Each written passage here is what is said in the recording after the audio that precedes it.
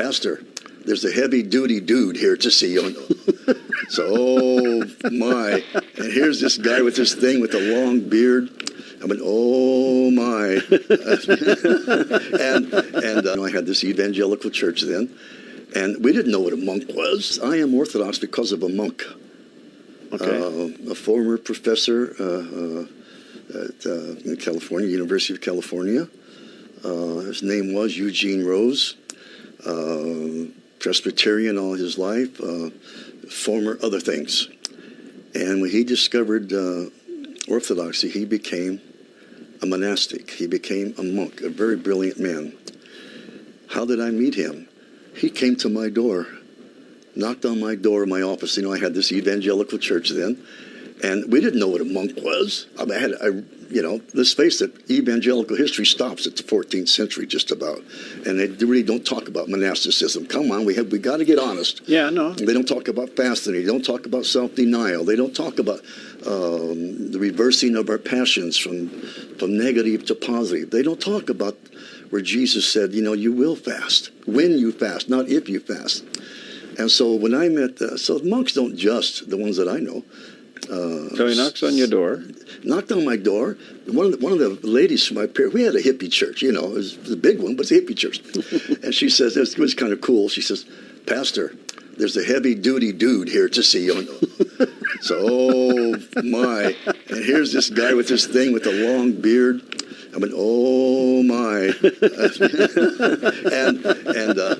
and I was nervous. So I said, come in. He said, I'm Father Seraphim, and blah, blah, yeah. And there was something about him, something about his sanctification, something about his, he changed my life. Mm-hmm. He didn't just change my life. After that, this monk, this thoroughly sanctified, humble, strong man, invited me to a lecture at the UCSC Santa Cruz, University of California, Santa Cruz. It was a philosophy class. And in that philosophy class were about 15 people, men and women, young. At that time, I took my assistant pastor, see? Because I wanted to hear this guy. Here was something about this man that I've been looking for. I was taught. Okay, well, let me stop you right there. And forgive me for interrupting you, because you're making some good points here. What were you looking for? My background was, the church that I really loved and still love talked about sanctification. I wanted to see it.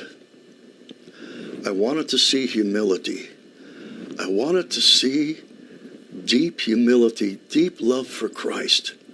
I wanted to see it fleshed out. And by looking at him, obviously he dressed different. Mm-hmm. He even smelled a little different.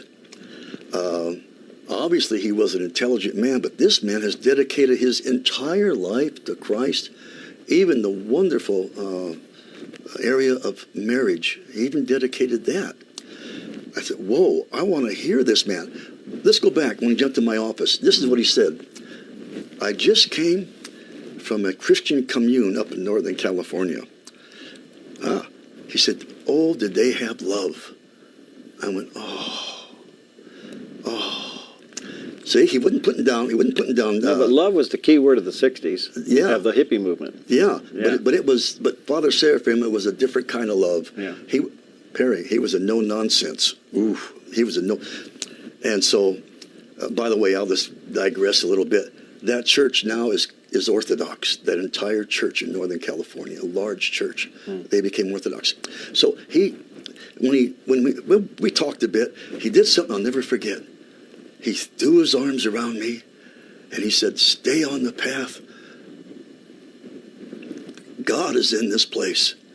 He didn't say you must become Orthodox. He didn't say you must become sanctified. He said, stay on the path. And he became my spiritual father. And through conversation and through mail and so on and so forth, that's how I became Orthodox.